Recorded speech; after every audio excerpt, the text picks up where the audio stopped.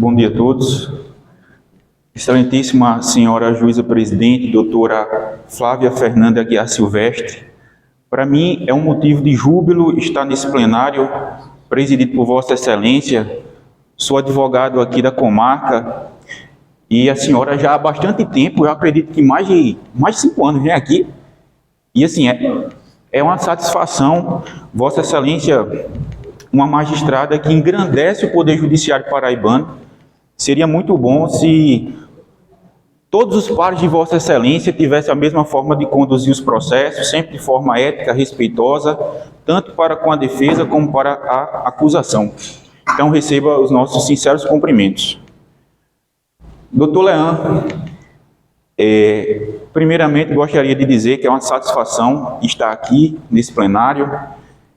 Hoje, de lados opostos, mas convergindo com a mesma tese. Eu quero dizer a Vossa Excelência que a sua atitude hoje entra para a sua história aqui na comarca e torna a situação da defesa muito difícil. E vou lhe explicar por quê. Primeiro, dizer que é uma satisfação estar com o senhor. Estivemos do mesmo lado na comarca de Belém, fazendo um júri em que Vossa Excelência exerceu de forma com maestria e eu, como auxiliar da acusação, agente da acusação, apenas pincelei alguns pontos. Inclusive, conseguimos um resultado que representava a justiça naquele momento, que era a condenação. E eu pude perceber que Vossa Excelência é um promotor de justiça que tem preocupação com o processo. E, além disso, preocupação com a realidade dos fatos. Vossa Excelência realmente hoje apaga muitas coisas, inclusive do que é dito por outras pessoas. O senhor sabe que, assim como o senhor tem um grupo de promotores, também temos o grupo de advogados. E às vezes alguns advogados dizem: olha, doutor Leão, promotor, perdão a expressão, é o diabo na terra. É um promotor difícil. Pois é, exato. Mas no sentido de ser um promotor difícil, aguerrido e tudo mais. E eu, evidentemente, sempre estudo os processos e eu vim realmente com expectativa de que algo parecido como hoje acontecesse. Porque eu trabalhei com Vossa Excelência, e eu vi que o senhor não é promotor de justiça que gosta de apreciar sentenças condenatórias só para colocar lá mais um número. Eu sou promotor de justiça e tenho mais uma condenação. É mais uma condenação? Não. E Vossa Excelência hoje torna difícil o papel dos próximos júris para os próximos advogados. Porque quando Vossa Excelência pedir a condenação nos próximos júris, se tiver algum membro do Conselho de Sentença em outro júri, vai dizer: opa, promotor de justiça pediu absolvição naquele júri e agora está pedindo a condenação. Eu acredito. E assim, o papel da defesa torna difícil, mas Vossa Excelência honra a instituição a qual exerce.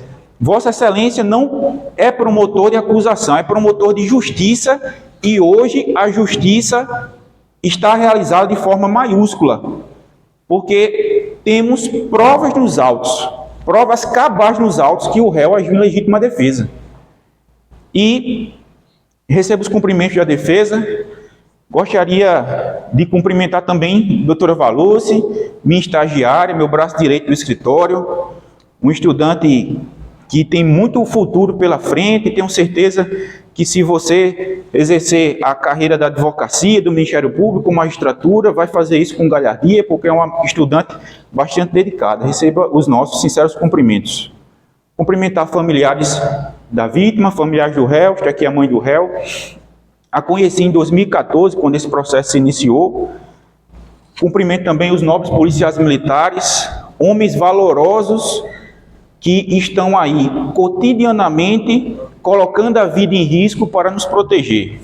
Vossas Excelências, os senhores policiais militares, são um orgulho para todos nós, e recebo os sinceros cumprimentos da defesa. Cumprimento o réu, Felipe.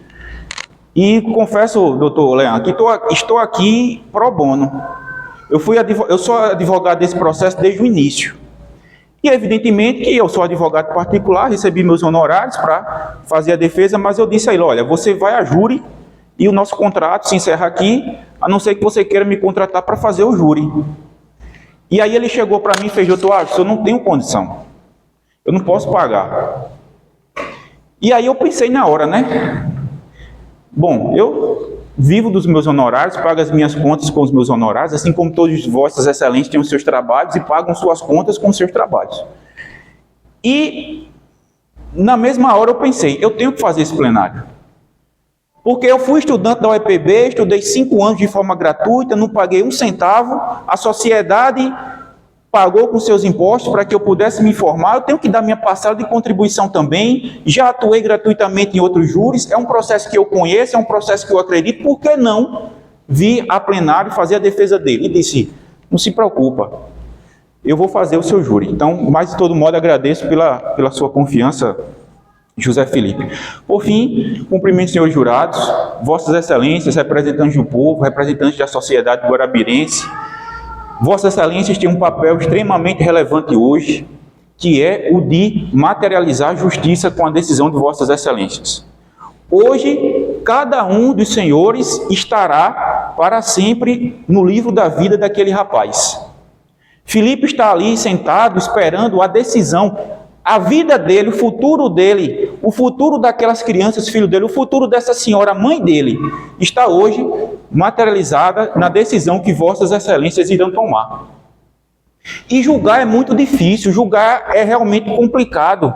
Decidir o destino de uma pessoa é muito penoso. Mas vossas excelências, cada um deixaram seus afazeres, cada um de vossas excelências deixaram seus trabalhos, os seus serviços domésticos, as suas famílias, para estar aqui exercendo um papel democrático.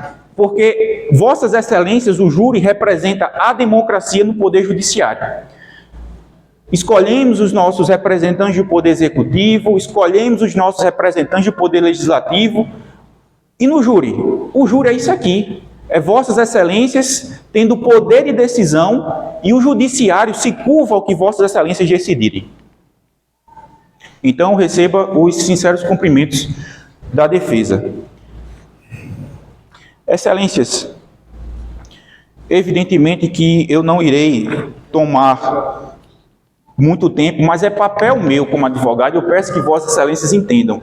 É papel meu de advogado não ser omisso na minha atividade profissional. Porque os senhores é quem julgarão. Por mais que o promotor de justiça tenha pedido absolvição, mas, ao final, quando chegar no terceiro quesito, a resposta quem dará é vossas excelências. Então, eu tentarei ser o mais breve possível para explicar o porquê aqui está caracterizada a legítima defesa. Excelências, consta dos autos o seguinte, que foi dito pelas testemunhas que vítima e o réu eram amigos.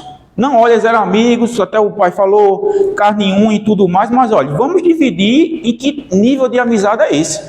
Porque uma coisa é uma amizade daquela pessoa que você está lá na sua casa, almoçando com você no domingo, participando do aniversário do seu filho. Outra coisa é um colega de futebol, ou um colega de qualquer outra coisa, uma pessoa assim, que não tem um vínculo. Então, assim, não era, meu Deus, era amigos íntimos, carne e unha, e um matou o outro. Não, não era assim. Não tinha esse vínculo de amizade forte, como quis parecer o pai da vítima, que evidentemente é o pai, eu tenho os meus respeitos, mas o que deve ser falado é o que tem nos autos. E não existe esse vínculo que foi dito. Outro detalhe importante, que aí eu já vou me adiantar, porque veja bem, qual era... Teve uma discussão no campo de futebol, e nessa discussão tem nos autos, tem o próprio depoimento do acusado, que ele narra como foi. Ele disse o seguinte, que são verdadeiras as imputações da sua pessoa, que há uns 2 meses a vítima brigou com Biel no campo de futebol, no sítio Pedra do Urubu. E o interrogado e outros populares apartaram a briga. Teve uma briga entre a vítima e uma outra pessoa, um tal de Biel. E aí chegou o José Felipe lá e disse, olha, não é assim não, vamos apartar a briga. A vítima não gostou, passou a ameaçá-lo, inclusive passou a ameaçar com a faca. Ele disse o seguinte, que a vítima, nessa oportunidade, a vítima puxou uma faca e disse ao interrogado: sai fora, Zé Galinha, a briga aqui é com Biel. Começou aí o inferno desse rapaz. Começou aí a perseguição da vítima para tentar alguma coisa contra esse rapaz. E onde é, excelência, que foi esse fato? Eu vou explicar. Saindo Guarabira para Pirpirituba, não tem a entrada para o Frei Damião, naquele trecho que vai Guarabira para Pirpirituba, não tem a entrada para o Frei Damião, que tem uma estatuazinha pequena lá do Frei Damião. Pronto, essa vilinha onde se deu os fatos é naquela que você passa pela entrada do Frei Damião, vai em direção a Pirpirituba, tem uma descidinha, enrola à esquerda e tem várias casas de taipa. Na faixa da pista, várias casas de taipa. Porque eu quero que vocês entendam onde foi o local. O local é extremamente pobre. Eu lembro que quando esse processo começou em 2014, eu já era advogado e a comarca de Pirpirituba ainda estava instalada. Eu ia fazer audiências lá, passava pelo aquele local e me chamava a atenção a pobreza ali. É um local pobre. Um local onde cada 10 casas, 8 são de taipa. É pobreza extrema. E o que é que acontece? Porque o Felipe tinha uma arma? Porque ele comprou uma arma? Não. Na verdade, essa arma era do seu padrasto, que ele diz aqui nos autos. Olha, essa arma era do meu padrasto, o meu padrasto morreu e ficou aí. Até porque é um local violento, infelizmente. Não é que ele foi, comprou, ela é tão ruim que ele foi na feira de Oitizeira em João Pessoa, comprou uma arma. Não, era uma arma que era do seu padrasto. E era uma arma bem simples, era um revólver calibre 22. Para quem conhece de arma, calibre 22 é o menor calibre. Tá aí os policiais que não me deixam mentir. 22, a potência é muito menor do que a potência de uma .40, de um 38, de uma 9mm, de uma 12. Para você interromper, para você parar uma pessoa com um revólver calibre 22, que é muito pequeno, um tiro só não adianta. E o que foi que aconteceu com o Felipe? Ele tinha uma arma com 7 munições e disparou 3 vezes. Ele poderia, se quisesse, ter lá dado mais tiros para ver se o cara morreu mesmo. Tanto é que ele nem sabia que o réu tinha morrido, a vítima tinha morrido. Ele disse no seu depoimento: eu só soube que a vítima morreu no dia seguinte. Se ele tivesse intenção de matar, pura e friamente, ele não teria só efetuado 3 disparos. Ele teria efetuado 7 disparos. Porque quem quer matar, quando chega lá, deu 3 tiros, a pessoa caía e diz: agora é meu momento. Pá, descarrega. Ele não sabia. A intenção dele foi puramente de defesa. E outra coisa, excelências, esse fato se deu, excelência, no dia 25 de maio, por volta das 18 horas. Mas como se deu? A vítima começou a perseguir Felipe a partir do momento da briga do campo. Mas depois teve um outro episódio. A vítima invadiu a casa do réu, juntamente com uma outra pessoa, no outro dia anterior, e ele foi obrigado a sair com a sua esposa gestante para correr para não ser morto. Tem no seu depoimento aqui. Inclusive, tem uma testemunha, que eu não vou passar essa testemunha, para não perder tanto tempo, mas assim, vossas excelências, se quiserem eu passo. Só complementando o que foi dito, que há um mês, isso aqui é o depoimento do réu, que há um mês, por volta das 11 da noite, a vítima foi até a casa do interrogado, na companhia de um segundo elemento, e o interrogado não identificou, e após arrombar a porta da cozinha, invadiu a sua casa, obrigando, aqui ó, seja testemunho da minha leitura, obrigando o interrogado e a sua mulher a saírem correndo pelo mato para não serem mortos. Esse aqui é o segundo episódio que foi relatado, porque eu imagino que por ser um ambiente pobre, um ambiente difícil, porque é muito diferente a gente estar num bairro nobre, um bairro melhor, e outro canto praticamente numa favela. A gente não pode fugir da realidade de que esse tipo de ambiente é propício para locais violentos. Então, esse foi o segundo episódio. E o que foi que Felipe fez? O que foi que o réu Filipe fez? Ele foi tirar satisfação com a vítima? Não. Ele procurou o pai. Isso é característica de quem quer matar? Claro que não.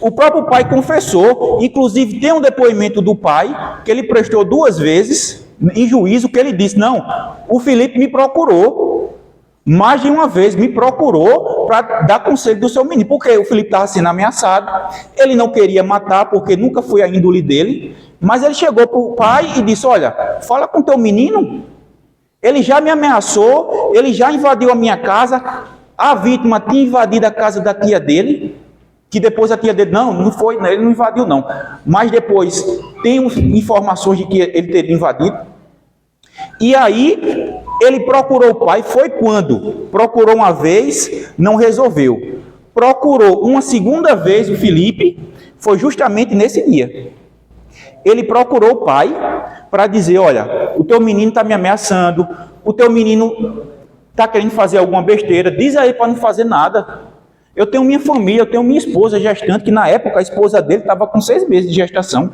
A mãe dele, que é essa senhorinha aqui, essa senhorinha de verde, a mãe dele mora na frente da casa dele. E a preocupação dele era justamente não só com a integridade física dele, mas com a integridade física da sua companheira que estava gestante e da sua mãe. Até porque uma pessoa, quando tem a índole violenta, muitas vezes ela se vinga no familiar. E lá, naquele local, faixa da pista, é um local que simplesmente, se você chegar assim e arrombar a porta cai. Tanto é que ele disse, não, quando ele invadiu a minha casa tinha estava com um balde para segurar a porta, alguma coisa assim. Local pobre. Local pobre. Então, a vítima foi quem procurou esse destino. Lamentavelmente, a vítima... Quando o pai falou nesse dia do fato, o pai falou para o rapaz, olha, não vai lá não. Aí, o que foi que ele disse? O menor tem no depoimento. O próprio pai falando, disse, mas rapaz, foi Zé Galinha de novo que veio aqui? Zé Galinha veio aqui de novo? Peraí, eu vou sair, eu vou... Aí o pai disse, não vá não, não vá não. Tanto é que ele ficou com medo. O próprio pai disse, não, eu fiquei com medo. Tanto é que depois veio a história da tragédia. O Filipe foi na casa dele, falou com o pai para dizer, olha, mais uma vez está acontecendo, diz ele para não acontecer nada, para não fazer nada. O cara que quer matar não faz isso não vai procurar pai não. Aí, chegou a vítima, o pai disse, olha, senta aí, aconteceu isso. O pai já foi dizendo, foi Zé Galinha? Qual era a atitude dele, se ele não quisesse procurar problema? Ia para outro canto, ia ficar em casa, mas não, ele fez questão de ir chamar Filipe. Aí chegou que ele não morava na vilinha, a vítima não morava na vilinha, chegou lá na vilinha, um menor estava passando, chamado Mateus, um menor estava passando, chamado Mateus, esse Mateus, ele prestou depoimento, e ela disse, ao passar pela vítima, esta pediu que a testemunha desse um recado para Zé Galinha. Está aqui, o depoimento do Mateus. Ao passar, o Mateus chegou lá, a vítima chegou lá, na vilinha, passou esse rapaz chamado Mateus e disse, olha, chama Zé Galinha ali. Aí ele pegou, foi lá e chamou. Ele tinha intenção boa? Não, com certeza não. O Filipe já sendo ameaçado, o Filipe já tendo esse histórico de situação constrangedora, o Filipe sabendo que ali não dava para entender o que é que ele ia falar, o que é que ele ia fazer. Ele foi e foi armado. Não tinha outra alternativa. Se tinha uma arma lá, ele foi armado para se defender.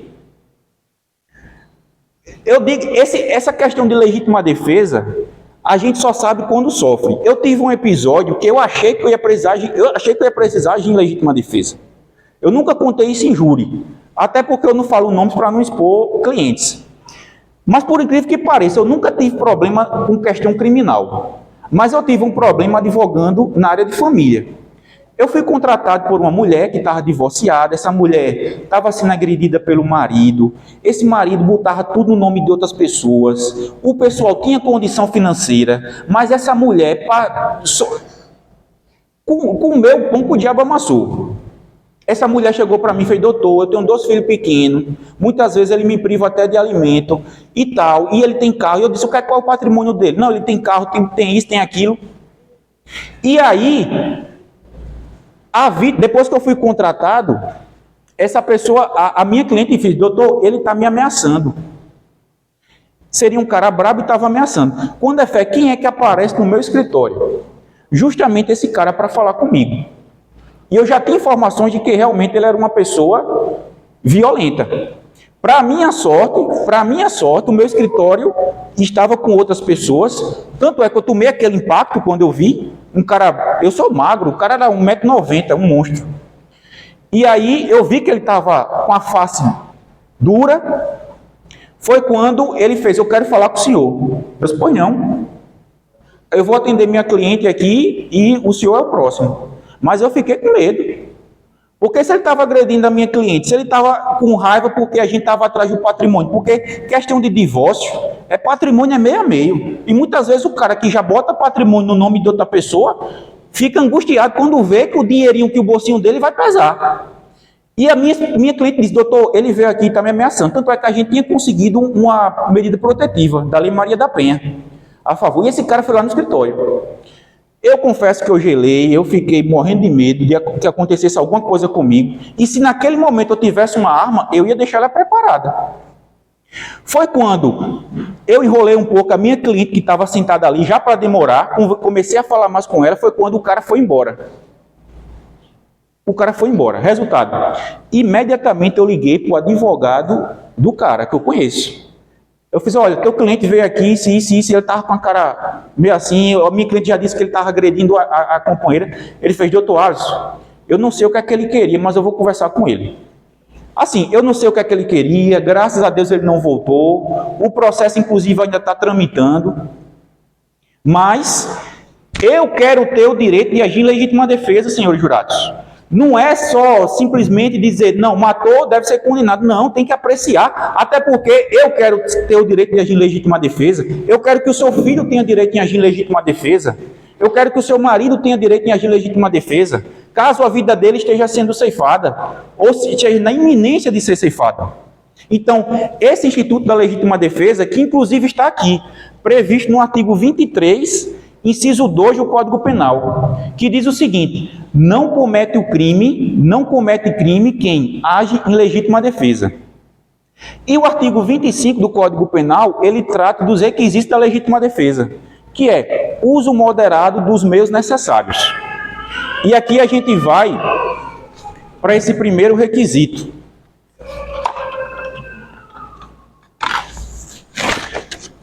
Aí, Vossas Excelências podem me perguntar: doutor Alisson, uso moderado dos meios necessários. Foi moderado dar os 3 tiros? E aqui a gente vai para esse livro aqui. Eu vou ditar. Cadê aquele meu livro? Pronto. Para os senhores verem essa questão da legítima defesa. 54. Porque ele deu 3 tiros, certo? Aí vossas excelências podem estar pensando: não, 3 tiros foi muito. Não, doutor, 3 tiros foi muito, poder ser dado só um. Não, não é assim. Isso aqui é um livro que foi escrito por um policial civil. E o título é bem sugestivo: Armas de Fogo em Legítima Defesa, a desconstrução de 8 mitos. Nesse livro aqui, um policial civil, não é advogado, um dos mitos é aquele mito do filme, né? Que muitas vezes a gente assiste um filme, o cara recebe um tiro, o cara cai. E isso não acontece. E ele fala o seguinte: preste atenção na leitura, por gentileza. E aqui pode me acompanhar os jurados, para serem testemunhas da minha leitura. Milhares de livros, filmes e programas de televisão têm educado a população para o fato de que quando alguém é atingido, certamente cairá. O problema é a razão para se obter a incapacitação. Reside naquele indivíduo que não está predisposto a cair. Ou aquele que simplesmente não tem consciência de que foi atingido. Ele está dizendo o seguinte: por exemplo, quando a vítima estava indo com um facão para cima do Felipe, o Felipe deu o primeiro tiro, o cara nem se ateve que recebeu o primeiro disparo e continuou para ir para cima. Muitas vezes no primeiro disparo, porque o disparo só incapacita imediatamente se é numa região letal, que é essa região aqui, crânioencefálica, e a parte do coração. E mesmo assim, até tiro no coração, se não pegar numa veia aorta, o cara não morre na hora. É incrível. Passa uns 20, 30 segundos. E nesses 20 a 30 segundos que é onde tudo acontece. O cara recebe o primeiro disparo e mesmo assim ainda vai para cima. E aqui o autor ele diz o seguinte: ou aquele que simplesmente não tem consciência de que foi atingido, seja pelo efeito do álcool, adrenalina, narcóticos, ou por ter o corpo ausência de dor. Porque às vezes a pessoa recebe o tiro, principalmente se é no calibre 22, ele não sente dor imediatamente. Ou por ter suprimido a dor, ou por algum tempo após um dano grave. Na ausência de dor, alguém que foi atingido poderá não ter ciência da dimensão dos ferimentos. Logo, o problema é, se o indivíduo está ameaçando a vida de alguém, como detê-lo com um tiro? É praticamente impossível com um tiro de revólver calibre 22 a pessoa cair. Agora, a questão do uso moderado, o que é que Felipe queria? Senhores jurados, o que é que Felipe queria? Se defender, não era matar. E a prova está na próprio laudo pericial. O próprio laudo pericial da arma, o laudo de balística, diz o seguinte, que é uma arma calibre 22, está aqui o laudo de balística nos autos, é uma arma calibre 22 com capacidade de 7 cartuchos. A arma tinha capacidade de 7 cartuchos, e tinha os 7 cartuchos. Calibre 22, 7 cartuchos. Como a intenção de Felipe era tão somente se defender, ele deu os 3 tiros, viu que a pessoa já caiu e ele correu. Se ele quisesse matar, ele teria dado o 4º tiro, o 5º tiro, o 6º tiro e o 7º tiro. Porque o laudo que foi feito aqui é conclusivo no sentido de que a arma tinha resultado positivo, era apta a realizar disparos. Então, a partir do momento que ele tem capacidade de dar 7 tiros e dá apenas 3, porque a partir do 3º tiro a vítima caiu, está configurado o uso moderado dos meios. A partir do momento que está configurado esse uso moderado, excelências, dos meios necessários, a resposta aqui é tão somente sim. O primeiro requisito está preenchido.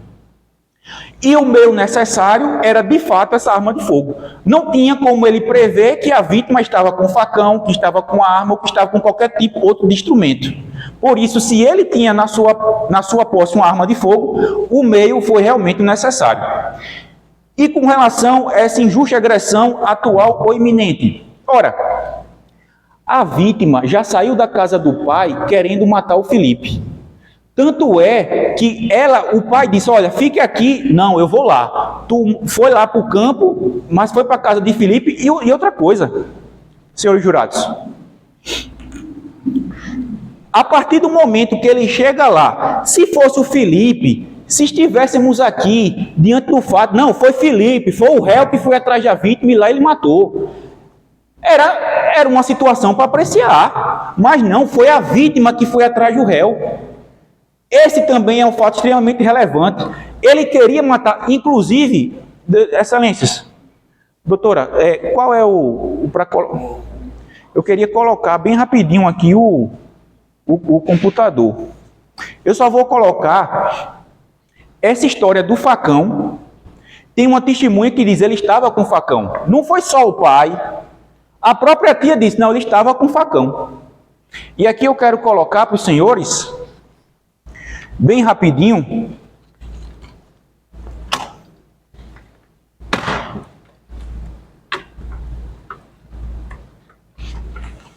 coloca aí. Áudio também. Áudio também.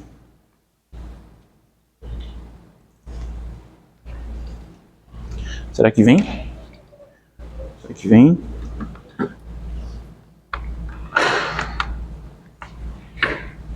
Eu vou passar para os senhores o depoimento da tia, que ela fala literalmente desse facão.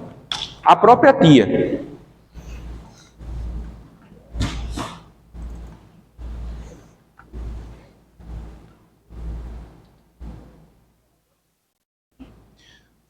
Acho que o som não está saindo. Ah, não. Deixa eu ver aqui, sim.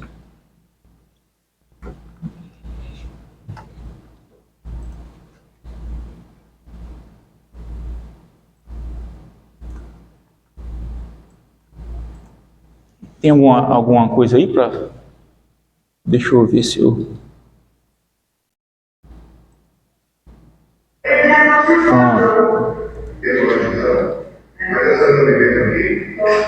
Senhores jurados, prestem atenção no que ela vai falar do facão, que a vítima estava com o facão.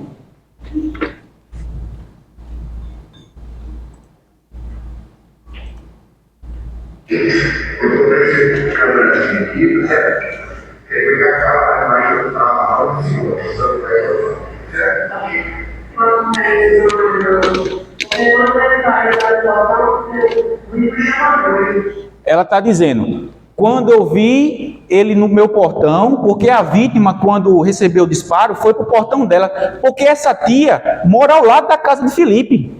E aí outra situação, como é que Felipe queria matar esse cara no pior ambiente? Se Felipe quisesse somente matar, ele iria matar a vítima em outro local, mas não na casa dele, onde todo mundo viu. Não tem lógica essa questão de vontade de matar, porque não tem. Aí ela fala, quando eu vi ele no meu portão, eu corri para a casa do pai para chamar.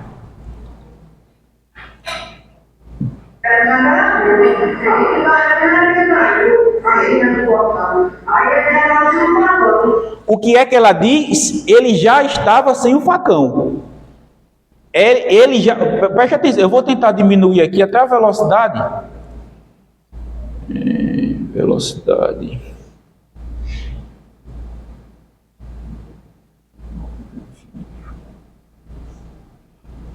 Eu vou reproduzir para não... Vamos lá.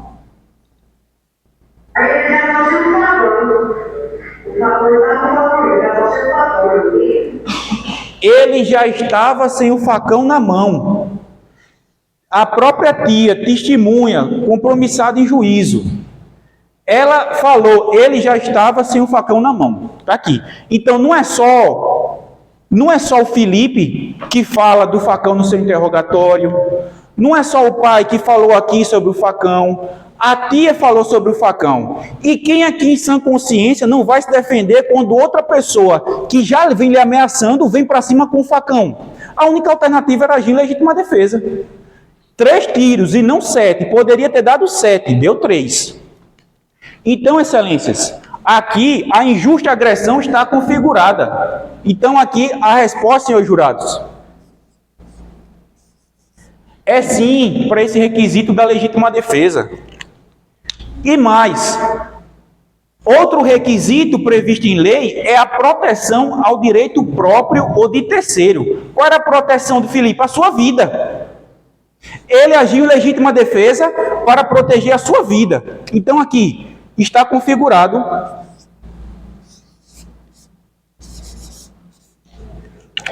Então, excelências, está demonstrado para vossas excelências que os requisitos previstos no artigo 25 do Código Penal, uso moderado dos meios necessários, injusta agressão atual iminente, proteção do direito seu ou de outrem, sim, excelências.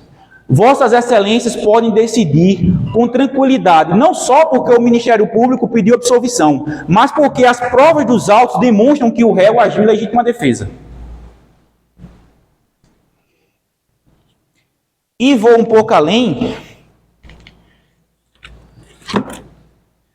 só para não ficar só nas minhas palavras,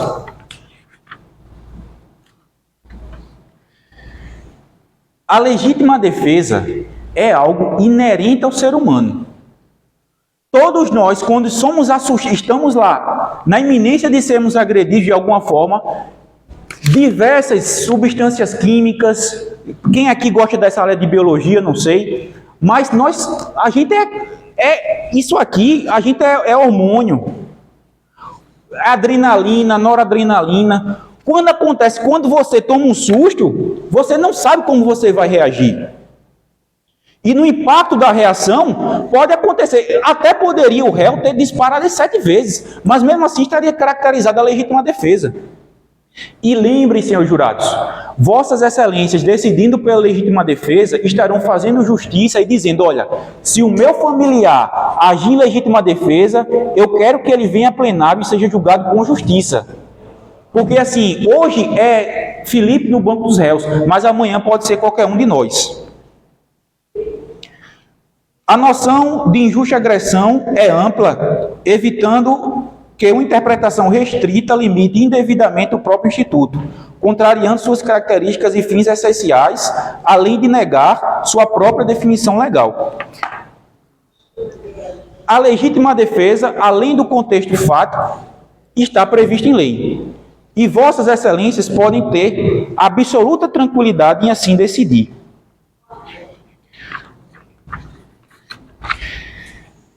E só para ir nos finalmente, o próprio tem um outro livro muito bom. Tem um livro muito bom aqui que é de Guilherme de Souza Nutti. Esse livro é uma bíblia para todo operador do direito. Esse cara é um juiz e ele fala sobre o excesso exculpante, porque se vossas excelências, se algum de vossas excelências ainda entendesse, não, ele agiu com excesso, ele deu 3 tiros, poderia ter dado 2. Aí vem Guilherme de Souza Nutti, um juiz com mais de 20 anos de carreira no tribunal do júri, e sobre o excesso exculpante, ele diz o seguinte: vejam bem, ocorre excesso exculpante quando a pessoa age envolta pelo medo, por perturbação dos sentidos ou diante do efeito surpresa, que é o que aconteceu.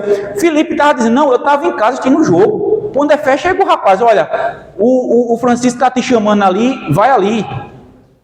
E o cara vem para cima com o facão.